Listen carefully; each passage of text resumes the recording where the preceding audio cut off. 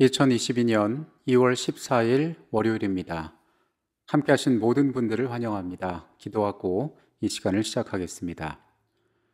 은혜가 많으신 아버지 하나님, 주님께서 우리의 삶의 모든 순간마다 선택의 기준이 되시는 가장 중요한 분이심을 이 아침에 고백합니다. 주께서 우리의 마음 가운데 주시는 삶의 기준들을 다시 한번 세우기를 원합니다. 베풀어 주시는 말씀 가운데에 우리를 깨우치시고 하나님께서 기뻐하시는 것으로, 하늘이 원하는 것으로 우리가 알게 하여 주시옵소서. 다시 한번 이 땅에서의 시간 가운데 죄와 만날 때에 우리가 승리할 수 있는 충분한 능력들을 허락하시고 오로지 하나님으로 기뻐하고 감사할 수 있는 그러한 마음 또한 허락하여 주시옵소서. 주님, 우리가 악하고 연약합니다. 우리를 아시는 주님, 그렇게 우리에게 넉넉한 위로도 함께 주셔서 넘어지지 않고 온전히 살아갈 수 있는 감사한 하루 되도록 인도하여 주시옵소서. 예수 그리스도의 이름으로 기도합니다. 아멘. 최근에 부산의 한 60대 남성이 오랫동안 앓아오던 간 질환이 간경화를 거쳐 간암으로 악화되었다는 진단을 받게 되었습니다. 병원에서는 예후가 좋지 않음을 가족들에게 말하고 간 이식을 권하게 되었습니다. 모든 자녀들이 모여 아버지를 어떻게 도울지에 대해서 의논했고 처음에 자녀들이 아버지에게 간을 기증하려 하였습니다. 하지만 모두 부적합 판정을 받게 되고 결국 유일하게 적합 판정을 받은 아내가 남편에게 간을 기증하기로 결정하였습니다. 아내가 남편에게 간 기증을 하기 위하여 정밀 검사를 하던 과정에서 뜻밖의 일이 벌어지게 됩니다. 검사 과정에서 아내 역시 췌장에 종양이 있다는 사실을 발견했던 것입니다. 즉시로 이 종양을 제거하는 수술을 받게 되었고 간 이식 수술은 얼마간 연기되게 되었습니다.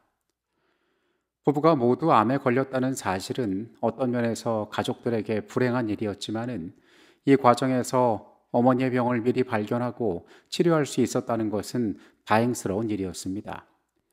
특히나 췌장암은 일찍 발견하기 매우 어려운 병이었기 때문에 가족들은 이 일을 겪으면서 감사한 마음을 가지게 되었다는 것입니다. 한 가지의 문제를 해결하기 위해 준비하던 과정에서 생각지 않았던 다른 유익을 이 가족들은 얻게 되었던 것입니다. 이번 주는 우리가 히브리서의 말씀 가운데 새 언약에 대해서 다루고 있습니다. 옛것이 새 것으로 바뀌는 것에는 이유가 있습니다. 그것은 옛 언약이 가지고 있는 부정적인 내용들 때문에 그런 경우들이 많습니다. 과거에 제정되었던 제도나 다른 것들이 시대가 지나면서 그 기능의 부족함을 드러내었거나 더 이상 온전한 기능을 할 수 없기 때문에 새 것으로 대체되는 경우들이 많기 때문에 그렇습니다. 바울은 히브리서에서 새 언약을 이야기합니다. 오늘의 주제는 새 언약의 특징입니다. 신명기 6장 4절로 6절의 말씀을 봅니다. 이스라엘아 들으라. 우리 하나님 여호와는 오직 유일한 여호와시니 너는 마음을 다하고 뜻을 다하고 힘을 다하여 내 하나님 여호와를 사랑하라. 오늘 내가 내게 명하는 이 말씀을 너는 마음에 새기고. 우리가 잘 알고 있는 신명기의 말씀은 모세가 그의 생애 마지막에 다다라 가나안 지경에 이른 그 민족을 향하여 자신의 모든 삶을 통하여 깨달은 하나님과의 관계에 대한 교훈을 전하는 모세의 유언과도 같은 책입니다. 이 말씀 가운데에서 모세는 가장 중요한 기별들, 가장 원칙적인 사실들을 그 백성들에게 이야기합니다. 모세는 먼저 하나님의 말씀을 지켜야 함을 이야기하고 있습니다. 신명기 30장 11절로 14절에 있는 말씀을 또한 봅니다.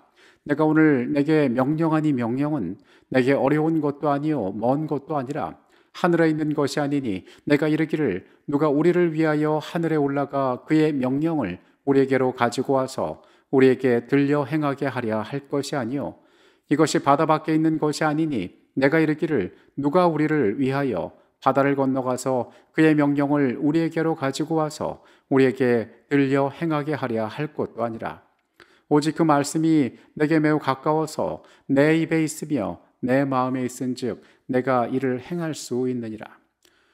모세는 여호와께서 그들의 유일한 하나님이 되시며 그 하나님이 여호와를 사랑하고 그분의 말씀을 지켜 순종하라라고 이야기합니다. 그리고 그 말씀의 요구는 그들에게 무겁고 어려운 것이 아니라 그들이 그것을 통하여서 실천함으로 하나님의 계획을 성취하고 그 축복 가운데 거할 수 있음에 대하여 이야기하고 있습니다. 이때 모세 때에 주어진 이 율법을 우리는 옛 언약이라고 부릅니다. 이어지는 구약 시대의 예레미야의 시대에 예레미야서는 새 언약에 대해서 언급하고 있습니다. 예레미야서 31장의 내용입니다. 여호와의 말씀이니라. 보라, 날이 이르리니 내가 이스라엘 집과 유다 집에 새 언약을 맺으리라. 이 언약은 내가 그들의 조상들의 손을 잡고 애굽 땅에서 인도하여 내던 날에 맺은 것과 같지 아니할 것은 내가 그들의 남편이 되었어도 그들이 내 언약을 깨뜨렸음이라.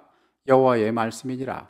그러나 그날 후에 내가 이스라엘 집과 맺을 언약은 이러하니 곧 내가 나의 법을 그들 속에 두며 그들의 마음에 기록하여 나는 그들의 하나님이 되고 그들은 내 백성이 될 것이라. 여호와의 말씀이니라. 그들이 다시는 각기 이웃과 형제를 가르쳐 이르기를 너는 여호와를 알라 하지 아니하리니 이는 작은 자로부터 큰 자까지 다 나를 알기 때문이라. 내가 그들의 악행을 사하고 다시는 그 죄를 기억하지 아니하리라. 여호와의 말씀이니라. 예레미야서 31장에서 언급하고 있는 이 새 언약에 대하여 바울은 히브리서에서 이 말씀을 반복하여 인용하고 있습니다. 히브리서 8장에서 바울은 이와 같이 이야기합니다. 또 주께서 이르시되 그날 후에 내가 이스라엘 집과 맺을 언약은 이것이니 내 법을 그들의 생각에 두고 그들의 마음에 이것을 기록하리라. 나는 그들에게 하나님이 되고 그들은 내게 백성이 되리라. 또 각각 자기 나라 사람과 각각 자기 형제를 가르쳐 이르기를 주를 알라 하지 아니할 것은 그들이 작은 자로부터 큰 자까지 다 나를 알미라. 내가 그들의 불의를 긍휼히 여기고 그들의 죄를 다시 기억하지 아니하리라 하셨느니라. 히브리서에 나타나는 새 언약은 예레미야서에 기록되어 있는 그 말씀을 다시 언급하고 있는 것입니다. 예레미야서 31장의 말씀에 의하면 새 언약에 대한 하나님의 약속은 사실 하나님께서 모세를 통하여 이스라엘과 처음 맺으셨던 그 언약을 갱신하는 의미가 있었습니다. 그러므로 예레미야 31장은 새로운, 전혀 없던 것이 다시 나타난 새로운 언약을 말하고 있는 것이 아니라 이스라엘과 맺은 처음의 언약을 갱신하는 것이라고 주장할 수 있습니다. 이전과 완전히 다른 것이 나타난 것이 아니라 보완되고 보충되어 갱신되었다라고 말할 수 있는 것입니다. 여기에 새로운 것이라고 해석되는 히브리어 하다샤는 두 가지 의미를 모두 포함하고 있는데 하나는 전에 있던 것이 고쳐졌다, 더 나은 것이 되었다는 뜻의 갱신과 그리고 또 한 가지 없던 것이 완전히 새로운 것이 나타났다는 두 가지의 뜻이 모두 포함되어 있습니다. 히브리서 8장이 말하고 있는 옛 언약의 문제점은 하나님의 백성들이 그 언약을 깨뜨렸다는 데 있었습니다. 언약 자체, 옛 언약에 문제가 있었던 것이 아니라 그것에 반응하는 사람들에게 문제가 있었다는 것입니다. 만약 이스라엘이 상징들을 통하여 오실 메시아를 바라보고 그들의 믿음을 그분에게 두었다면 언약은 깨어지지 않았을 것입니다. 그러나 그와 동시에 우리는 전체는 아니지만은 이스라엘 역사 가운데에서도 각 개인의 삶 가운데에서 언약의 목적들이 성취되고 마음에 율법이 새겨져 있던 사람들이 존재했던 것도 사실이었습니다. 새 언약은 옛 언약을 갱신하는 것, 그 부족과 이루어지지 못한 일들에 대한 것들이 새롭게 되는 것이기도 하였지만은 그 속에는 분명 이전에 없었던 완전히 새로운 측면도 존재합니다. 예레미야의 새 언약에 관한 약속은 포로 생활 이전에 존재했던 언약의 조건, 즉 이스라엘에 계속되는 반역으로 인하여 여러 차례 파기되고 갱신되기를 반복했던 그 언약의 조건들이 갱신되는 것만을 의미하는 것은 아니었습니다. 하나님께서는 예레미야의 말씀 가운데 새 일을 그들 가운데 하시겠다라고 약속하십니다. 여기서 말하는 이 언약은 하나님께서 그들의 조상들과 맺었던 언약과는 같지 않은 것이었습니다. 백성의 불충실함으로 인해 모세의 언약 아래서 하나님께서 허락하신 약속들은 성취될 수 없었습니다. 그러나 히브리서 7장 22절이 말하기를 예수는 더 좋은 언약의 보증이 되셨다라고 이야기를 합니다. 이렇게 더 좋은 언약의 보증이 되시는 예수 그리스도로 말미암아 그분의 보증 덕분에 하나님께서는 당신의 언약의 목적들을 성취하실 수 있게 될 것이었습니다. 히브리서 6장의 말씀을 봅니다. 이는 하나님이 거짓말을 하실 수 없는 이 두 가지 변하지 못할 사실로 말미암아 앞에 있는 소망을 얻으려고 피난처를 찾은 우리에게 큰 안위를 받게 하려 하심이라. 우리가 이 소망을 가지고 있는 것은 영혼의 닷 같아서 튼튼하고 견고하여 휘장 안에 들어가나니 그리로 앞서가신 예수께서 멜기세덱의 반차를 따라 영원히 대제사장이 되어 우리를 위하여 들어가셨느니라. 어제 우리가 말씀을 나눈 것처럼 옛 언약, 즉 주셨던 하나님의 율법들은 그 자체가 무의미하거나 폐기되어진 것은 아닙니다. 하나님께서는 그분의 율법을 변경시키거나 그 기준을 결코 낮추지 않으셨습니다. 대신 하나님께서는 당신의 아들을 언약적 약속의 보증으로 우리 가운데로 보내셨던 것입니다.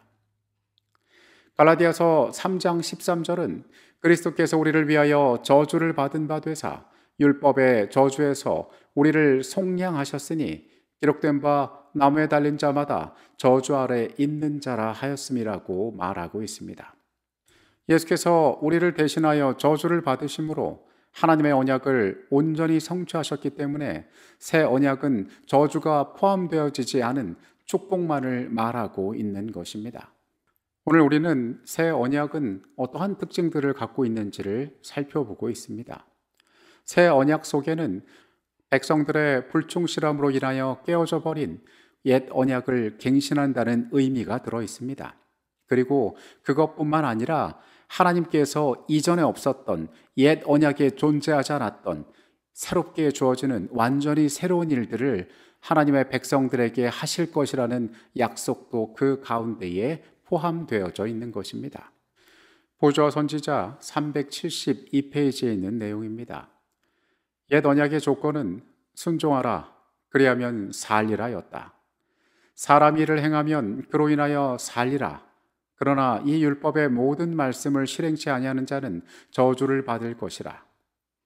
새 언약은 더 좋은 약속, 즉 죄의 용서의 약속과 마음을 새롭게 하고 마음을 하나님의 율법의 원칙과 일치하게 하는 하나님의 은혜의 약속 위에 세워졌다. 바울이 히브리서에서 예수 그리스도를 전할 때에 그는 그들이 믿어오던 말씀의 모든 가치 체계를 부정하지 않았습니다. 그가 이야기하는 새 언약은 그 시대에 새롭게 등장한 이전의 모든 가치들을 부정하는 새로운 패러다임이 아니었습니다. 옛 언약은 하나님 편에서 부족함이 없었지만은 백성들의 불충실함으로 인하여 깨어진 언약이었습니다. 그리고 이것은 갱신되어질 필요가 있었고 새 언약은 이러한 속성을 가지고 있었습니다. 하지만 새 언약은 이 약속들이 갱신되어지는 것에 머물지 않고 하나님께서 이전에 없었던 그들 가운데 이루실 새로운 일을 나타내는 것임을 오늘 보여주고 있습니다. 바울은 히브리서에서 예레미야서의 약속을 다시 한번 상기합니다. 그리고 그 가운데서 하나님께서 그들 가운데 부어주실 그리고 새롭게 하실 그 언약이 어떠한 것인지를 우리에게 알게 하고 있습니다. 오늘 이 말씀들이 우리의 생애 가운데에서도 의미 있게 분별되게 되기를 간절히 바라겠습니다. 다 같이 기도하시겠습니다. 아버지 하나님, 주께서 우리를 향하여 어떤 특별한 사랑으로 모든 구원의 과정들을 준비하셨는지를 우리가 다시 한번 살펴보면서 깊이 깨닫게 됩니다. 하나님 편에서 언제나 신실하셨음을, 그리고 사람의 부족으로 말미암아 그 언약이 깨어졌음을 우리가 발견합니다. 새롭게 주시는 언약이 그 모든 것들을 갱신하는 것임과 동시에 이전에 우리가 겪지 못했던 새로운 것들을 예수 그리스도를 통하여 이루실 것임을 우리가 바라보게 하여 주시옵소서. 주께서 베푸시는 구원을 이해하고 붙잡고 순종함으로 우리가 그 은혜 가운데 서기를 원하오니 하나님 우리의 심령이 함께 하시고 그 영적인 모든 과정 가운데 지혜를 주심으로 우리가 주의 선한 뜻을 깨달아 알게 하여 주시옵소서. 거룩하신 예수 그리스도의 이름으로 기도합니다. 아멘.